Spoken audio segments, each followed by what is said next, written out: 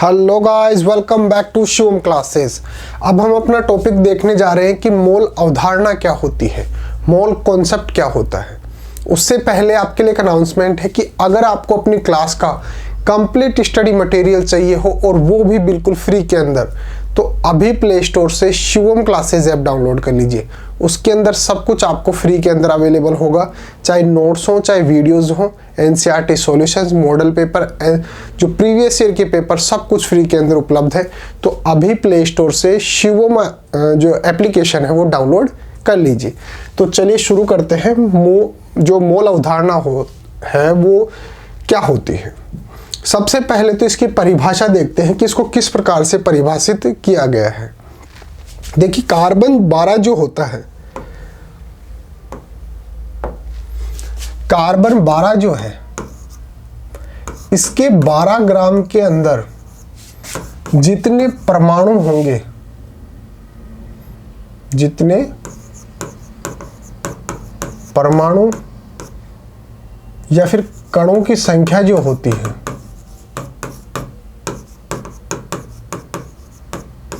उस कणों की संख्या को ही मोल द्वारा प्रदर्शित किया जाता है, यानी कि 1 मोल द्वारा प्रदर्शित किया जाता है। और इसका मान कितना होता है? इसका मान होता है अवोगाद्रो संख्या के बराबर। इसी प्रकार से जैसे ऑक्सीजन जो है उसमें कितना होता है? द्रव्यमान 16 होता है। तो इसके 16 ग्राम के अंदर जितने परमाणु पाए जाएंगे, उस परमाणु की संख्या को ही हम क्या बोलेंगे? 1 मोल बोलेंगे। ये एक ऐसा यूनिट होती है और इसका मान भी किसके बराबर होगा? अवोगाद्रो संख्या के बराबर होगा। तो इसकी परिभाषा देख लेते हैं जिससे आपको और ज्यादा समझ में आएगा। देखिए, किसी पदार्थ का 1 मोल वह मात्रा है जिसमें उतने ही कण उपस्थित होते हैं जितने कार्बन 12 समस्थानिक के ठीक 12 ग्राम में परमाणुओं की संख्या होती है। यानी कि 1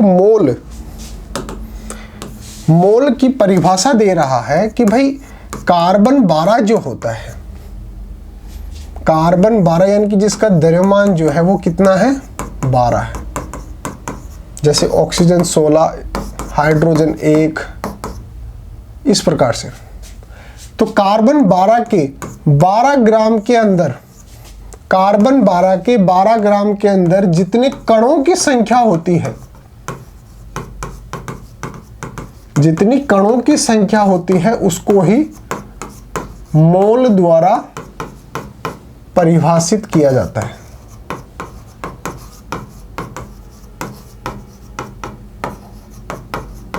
और ये एक ऐसा यूनिट होती है। कार्बन 12 के 12 ग्राम में जितनी कणों की संख्या होती है उसी को मोल द्वारा परिभाषित किया जाता है।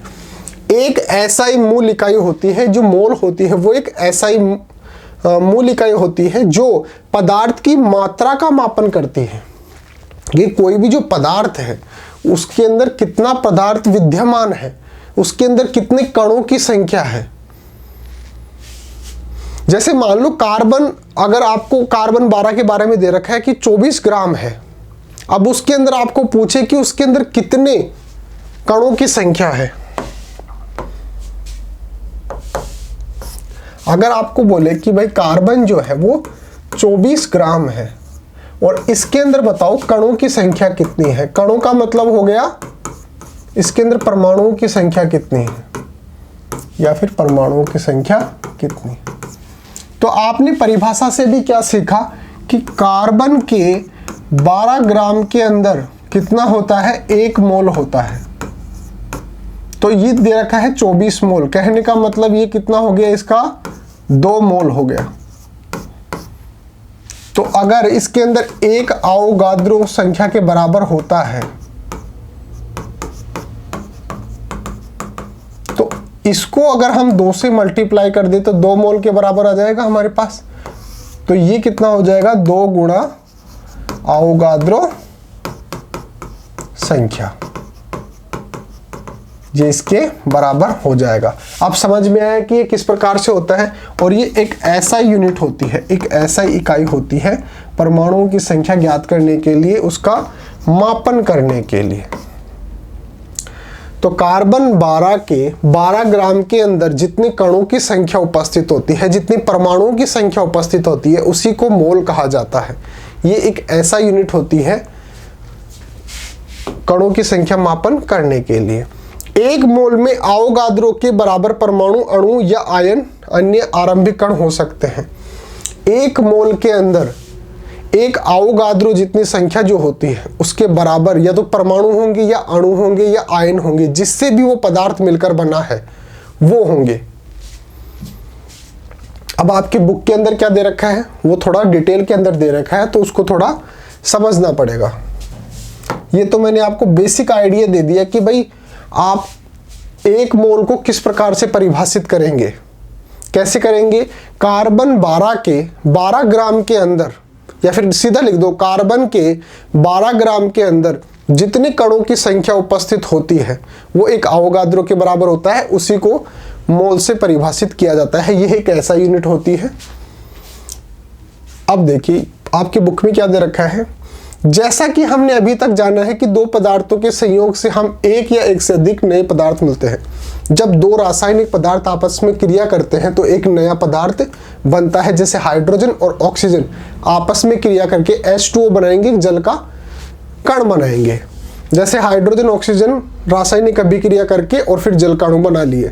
ऊपर दी गई अभिक्रिया से यह निर्दिष्ट होता है। हाइड्रोजन के दो अणु, हाइड्रोजन के कितने हैं, दो अणु,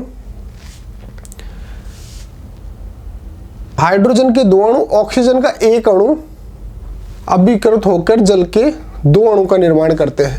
हाइड्रोजन के दो अणु, ऑक्सीजन का एक अणु और फिर जो जल है उसके दो अणु निर्माण करते हैं। हाइड्रोजन अणु के 4 U, देखिए एक हाइड्रोजन में होता है द्रव्यमान 1 U, फिर यहां पर कितने हो गए, ये 2 और फिर 2 दूनी 4, तो टोटल कितना हो गया, ये तो हो गया कितना, देखो ये हो गया 2 U।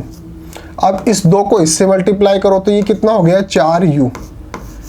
ये इसका क्या हो गया, द्रव्यमान हो गया, किसका, इस टोटल का। इसी प्रकार से एक ऑक्सीजन में कितना होता है, 16 और ये कितने हैं, 2, तो ये कितने हो गया, 32 U। देखिए 4 U ऑक्सीजन में हो गया 32 U, यहाँ पे 32 U मैंने बता दिया। अब वापस से देखो ये कितना है, ये हो गया 2 और ये 2 दूनी 4 प्लस 16, या फिर इनको इसको जोड़ लो, कितना हो गया, ये हो गया 2 और ये कितना हो गया 16, 16 और 2 18, 18 दूनी 36 हो गया। ये टोटल कितना हो गया, 36 U हो गया। 36 U जल के अणु का निर्माण करते हैं। यहां तक की बात समझ में आती है। ये 4 U मिलकर और ये 32 U मिलकर और 36 U का निर्माण करते हैं। U होता है द्रव्यमान की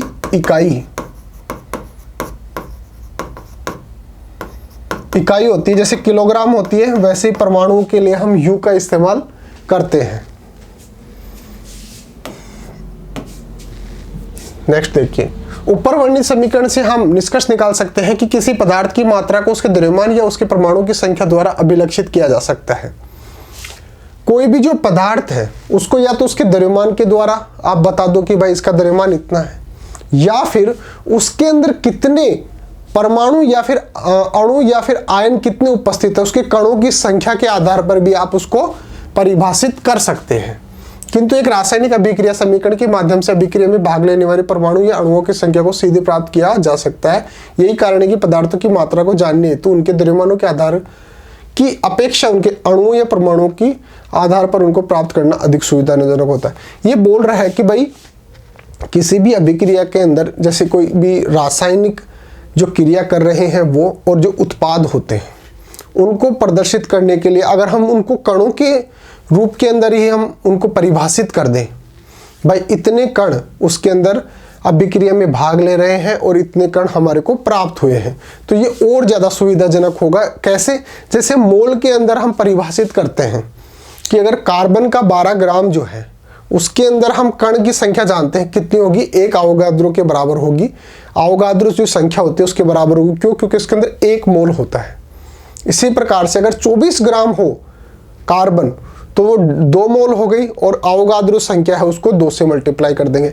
तो हम वहां पर कणों की बात कर रहे हैं, परमाणुओं की बात कर रहे हैं, वो और ज्यादा सुविधाजनक हो जाता है। अतः इसी कारण एक भी नई इकाई मोल को प्रस्तावित किया गया। मोल का मतलब हम यहाँ पे ग्राम की बात नहीं करेंगे, हम उसके अंदर कितने कणों की बात करेंगे कि भाई कितने कण जो है उपस्थित हैं। हम यहाँ पे जो U की बात कर रहे हैं ना कि भाई 4U हाइड्रोजन, तो यहाँ पर हम जो द्रव्यमान है उसको कणों के रूप में लिखेंगे, उसको ग्राम के रूप में या U के रूप में नहीं लिखेंगे। तो इसलिए हमने एक नई जो प्रस्तावना है वो दी कि भाई हम मोल के रूप में उसको प्रदर्शित करेंगे। किसी भी स्पीशीज जैसे परमाणु, अणु या आयन कण के एक मोल में मात्राओं की संख्या वह है जो ग्राम में उसके परमाणु या आणविक द्रव्यमान के बराबर होती है। जैसे कार्बन में कितना द्रव्यमान होता है? 12 ग्राम होता है, और 12 ग्राम के अंदर जो कणों की संख्या है वो अवोगाद्रो की संख्या के बराबर होगी, और उसके अंदर कितना हो गया? 1 मोल हो गया। तो ये यही बोल रहा है कि भाई किसी भी स्पीशीज में एक मोल में मात्राओं की वह संख्या है जो ग्राम में उसके परमाणु या आणविक द्रव्यमान के बराबर होती है। कहने का मतलब कार्बन का द्रव्यमान कितना हो गया? 12 ग्राम। तो 12 ग्राम के अंदर कितना मोल होगा? 1 मोल। ऑक्सीजन जो है उसका कितना द्रव्यमान कितना होता है? 16 ग्राम, 16U होता है। तो इसका मतलब इसके 16 ग्राम के अंदर कितना मोल हुआ? 1 मोल। इसी प्रकार से हाइड्रोजन कितना होता है? 1U, यानी कि इसके 1 ग्राम के अंदर कितना हो गया? 1 मोल। तो मोल पदार्थ की ही एसआई मात्रक है। मोल जो है वो पदार्थ का ही एसआई मात्रक होता है। जैसे किलोग्राम या टन होता है, वैसे किलोग्राम और टन जो होता है उसका द्रव्यमान मापने के लिए तो किया जाता है, उसी प्रकार से जो मोल होता है वो भी पदार्थ का एसआई मात्रक होता है। किंतु मोल का प्रयोग हम पदार्थ के अति सूक्ष्म कणों जैसे परमाणु, अणु और आयन आदि के मापन के लिए करते हैं। जिस प्रकार 1 दर्जन में 12 होते हैं, उसी प्रकार से 1 मोल में भी निश्चित होते हैं। जिस प्रकार से हमारे को अगर बोला जाए कि भाई 1 दर्जन के अंदर कितनी वस्तुएं होती हैं, तो हम बोलेंगे 12। इसी प्रकार से अगर हमारे को पूछा जाए कि भाई 1 मोल के अंदर कितनी संख्या होती है, तो हम बोलेंगे अवोगाद्रो के बराबर। और 1 मोल किसके बराबर होता है? वो जो चीज है उसके द्रव्यमान कितना है। जैसे ऑक्सीजन का कितना होता है? 16 होता है, 16U हो गया। तो उसके 16 ग्राम के अंदर कितना हुआ? 1 मोल। तो 1 मोल किसके बराबर? 1 अवोगाद्रो के बराबर होगा। तो इसी प्रकार से ये क्या होगा? ये एक ऐसा यूनिट हो जाता है उसको मापन करने के लिए। जैसे हम 1 दर्जन का मतलब 12 समझते हैं, 12 यूनिट समझते हैं। किसी पदार्थ के 1 मोल में कणों, परमाणु, अणु अथवा आयन की संख्या सदैव निश्चित ही होती है। जैसे जिसका मान जो है वो कितना हो गया? 6.022 गुणा 10 की पावर 23। हम जिसकी बात कर रहे हैं कि अवोगाद्रो संख्या के बराबर होता है। 1 मोल जो है वो अवोगाद्रो संख्या के बराबर होता है। हमने यहाँ पे बात की थी ना कि भाई कार्बन जो है इसका 12 ग्राम जो है वो 1 मोल के बराबर होगा, और इसकी संख्या किसके बराबर होगी? अवोगाद्रो संख्या के बराबर होगी। अब बात आती है कि भाई अवोगाद्रो संख्या कितनी होती है? तो ये होती है 6.22 गुणा 10 की पावर 23। कहने का मतलब कार्बन 12, अगर 12 ग्राम लेंगे तो उसके अंदर होगा 1 मोल, और इसके अंदर कणों की संख्या कितनी होगी? इतनी, 6.022 गुणा 10 की पावर 23। ये देखिए 6.022 गुणा 10 की पावर 23 होगी। इस मान को प्रायोगिक विधि द्वारा प्राप्त किया जाता है। इसको अवोगाद्रो स्थिरांक या अवोगाद्रो संख्या भी कहा जाता है, जिसको N0 द्वारा इंगित करते हैं। इतालवी वैज्ञानिक एमिडियो अवोगाद्रो के सम्मान में यह नाम रखा गया। 1 मोल किसके बराबर होगा? अवोगाद्रो संख्या के बराबर, और उसका मान कितना होगा? 6.022 गुणा 10 की पावर 23। जैसे 1 दर्जन के अंदर कितने होते हैं? 12। 1 ग्रुस के अंदर 144। उसी प्रकार से 1 मोल के अंदर कितना? 1 अवोगाद्रो के बराबर, और 1 अवोगाद्रो संख्या कितनी होती है? 6.022 गुणा 10 की पावर 23। चूंकि मोल एक संख्या से संबंधित है, किंतु दर्जन अथवा ग्रूस की तुलना में इसका एक और लाभ होता है कि किसी विशेष पदार्थ के एक मोल में द्रव्यमान निश्चित होता है। कोई भी जो पदार्थ होता है उसका अगर हम द्रव्यमान देखें, जैसे ऑक्सीजन कितना द्रव्यमान होता है 16, तो इसके 16 ग्राम के अंदर जो कणों की संख्या होगी, चाहे वो परमाणु हो, अणु हो, कोई से भी हो सकते हैं, जिनसे मिलकर वो बना है, उसकी इकाई जो है वो एक निश्चित होती है, वो एक आवोगाद्रो संख्या के बराबर होती है। और आवोगाद्रो संख्या किसके बराबर होगी? 1 मोल के बराबर होगी। तो जैसे ऑक्सीजन 16 यू और 16 ग्राम के अंदर कितना हुआ? 1 मोल, और 1 मोल के अंदर आवोगाद्रो संख्या के बराबर होगी, वो एक निश्चित होती है। निश्चित उसी प्रकार से जैसे 1 दर्जन के अंदर 12 जो है हम निश्चित लेके चलते हैं कि 12 संख्यात्मक मान होता है। किसी पदार्थ के 1 मोल का द्रव्यमान उसके सापेक्ष परमाणुओं तथा अणु द्रव्यमान के बराबर माना जाता है। इसलिए सबसे पहले ग्राम परमाणु तथा ग्राम अणुभार को हम समझ जाना जरूरी है। किसी तत्व परमाणु द्रव्यमान उस तत्व के द्रव्यमान को परमाणु द्रव्यमान इकाई यू में प्रदान किया जाता है। जैसे अभी मैंने बात की थी ना कि भाई कोई भी जो पदार्थ होता है उसको अगर हम द्रव्यमान के रूप में मापेंगे तो हम यू द्वारा लिखते हैं। जैसे अभी मैंने बात की थी भाई कार्बन जो है उसका द्रव्यमान कितना होता है? 12 यू। तो यू क्या है? वहां पे वो जो परमाणु होते हैं उनका द्रव्यमान मापने की इकाई होती है। तो द्रव्यमान इकाई यू में प्रदान है। किसी तत्व के परमाणु में 1 मोल का द्रव्यमान, जिसको मोलर द्रव्यमान भी कहा जाता है, हमें उसी संख्यात्मक मान को लेना पड़ेगा, किंतु इकाई को यू से या जी से परिवर्तित करना पड़ेगा। यानी कि अगर हमारे को द्रव्यमान यू दे रखा है, जैसे कार्बन 12 का अगर हमारे को 12 यू दे रखा है, तो सबसे पहले तो हम यू को ग्राम में बदलेंगे, यानी कि 12 ग्राम के अंदर कितना होगा? 1 मोल। और 1 मोल किसके बराबर होगा? 6.022 गुणा 10 की पावर 23, यानी कि 1 आवोगाद्रो के संख्या के बराबर होगा। उसके अंदर इतने कण विद्यमान होंगे। तो सबसे पहले यू को जी में परिवर्तित करेंगे। परमाणुओं के मोलर द्रव्यमान को ग्राम परमाणु द्रव्यमान भी कहा जाता है। जो परमाणु का मोलर द्रव्यमान होता है उसको ग्राम परमाणु द्रव्यमान भी कहा जाता है। हाइड्रोजन जैसे है, हाइड्रोजन का द्रव्यमान कितना होगा? 1 यू। तो इसको हम ग्राम में कैसे बदलेंगे? यू की जगह क्या लगा देंगे? ग्राम। अर्थात 1 यू हाइड्रोजन में केवल 1 हाइड्रोजन परमाणु ही होता है, और 1 ग्राम हाइड्रोजन में उसके 1 मोल परमाणु पाए जाते हैं। कितने परमाणु पाए जाएंगे? हाइड्रोजन का द्रव्यमान कितना होता है? 1 यू। यानी कि 1 ग्राम हाइड्रोजन के अंदर कितने परमाणु होंगे? 1 मोल के। और 1 मोल में कितने कण होते हैं? 1 आवोगाद्रो संख्या के बराबर होते हैं, जो कि 6.022 गुणा 10 की पावर 23 के बराबर होते हैं। इतने परमाणु होते हैं 1 ग्राम हाइड्रोजन के अंदर। क्यों? क्योंकि इसका द्रव्यमान कितना होता है? 1 यू। इसी प्रकार से जैसे ऑक्सीजन का 16 यू होता है उसका द्रव्यमान, तो यानी कि 16 ग्राम ऑक्सीजन के अंदर कितना होगा? 1 मोल होगा। और 16 ग्राम उसके अंदर कितना? 1 मोल होगा। और 1 मोल के अंदर कितने कण होंगे? 6.022 गुणा 10 की पावर 23 परमाणु विद्यमान होंगे। किसी अणु के ग्राम अणु द्रव्यमान या मोलर द्रव्यमान को ज्ञात करने के लिए उसके संख्यात्मक मान जो उसके अणु द्रव्यमान के बराबर होता है को ऊपर ही लिखते हैं, किंतु यू से ग्राम के अंदर परिवर्तित कर लेंगे। आपको अगर यू में दे रखा है, जैसे ऑक्सीजन 16 यू दे रखा है, तो सबसे पहले 16 ग्राम लिखेंगे, यानी कि यू को जी में बदलेंगे। फिर 16 ग्राम किसके बराबर होगा? 1 मोल के। और 1 मोल किसके बराबर होगा? आवोगाद्रो संख्या, यानी कि 6.022 गुणा 10 की पावर 23 के बराबर होगा। जैसे उदाहरण दे रखा है हमारे को, जैसा कि पहले ही जल H2O के अणु द्रव्यमान परिकलन हो चुका है, जिसका 18 यू होता है। 18 यू इसका क्या है? H2O का द्रव्यमान है। तो सबसे पहले तो हम इसको किस में बदलेंगे? ग्राम के अंदर बदलेंगे। तो 18 यू जल में जल का केवल 1 अणु होता है।